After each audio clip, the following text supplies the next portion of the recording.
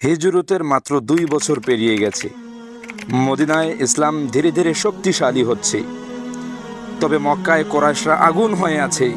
তারা চায় ইসলামকে শিকড় সহ উপড়ে ফেলতে। ঠিক সেই সময়ে খবর এলো আবু সুফিয়ানের বিশাল কাফেলা সিরিয়া থেকে ফিরছে। সোনা দানা বোঝাই ব্যবসার কারাভান। রাসূল সাল্লাল্লাহু আলাইহি ইসলাম সিদ্ধান্ত নিলেন এই কাফেলাটি পথেই থামাতে হবে। রাসূল সাল্লাল্লাহু আলাইহি ইসলাম 313 জন সাহাবীকে সাথে নিয়ে বের হলেন।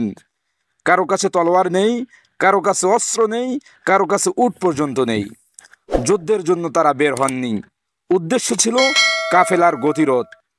কিন্তু কুরাইশরা বুঝে গেল ইসলাম এখন তাদের জন্য হুমকি। তারা 1000 সেনা, 300 ঘোড়া, 100 উট আর বিশাল অস্ত্র শস্ত্র নিয়ে বের হয়ে পড়ল মদিনার দিকে।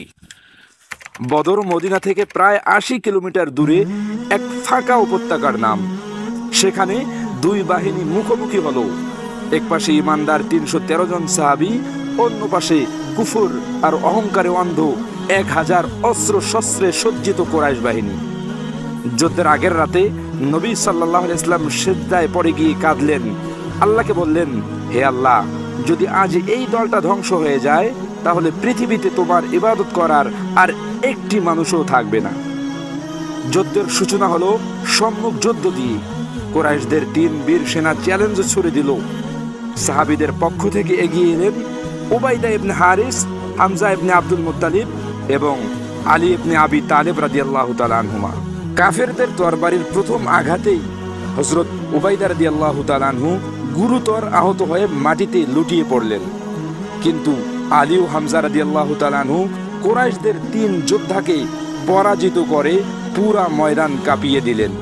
যুদ্ধে মুসলমানদের হৃদয়ে ছিল ভয়। ঠিক তখনই আকাশে ঝড় উঠে এলো। আলোর ঝলকানি থেকে 1000 ফেরেশতা নেমে এলো আল্লাহর পক্ষ থেকে। সাদা ঘোড়ায় সওয়ার হয়ে তারা কুফর বাহিনীতে ভয় ঢুকিয়ে দিল। আল্লাহর সাহায্য আসলো, সংখ্যার হিসাব ধ্বংস হয়ে গেল। এক এক করে কুরাইশের বড় বড় নেতারা মাটিতে লুটিয়ে পড়ল। আবু জাহাল, উমাইয়া ইবনে খালফ সহ 70 জন বড় বড় কাফের নিহত হয়ে গেল। সেই সাথে আরো 70 জন বড় বড় কাফের মুসলমানদের হাতে বন্দী হয়ে গেল। বদর ছিল ঈমান ও কুফরের প্রথম সরাসরি সংঘর্ষ। এই যুদ্ধে কুফররা পরাজিত হলো আর জয় হলো 313 জন ঈমান দীপ্ত মুসলমানের। বদরের যুদ্ধ আমাদের শিখায় সংখ্যায় নয়, অস্ত্রে নয়, সত্যিকারের বিজয় আসে ঈমানে, একতা আর আল্লাহর ওপর ভরসা থেকে।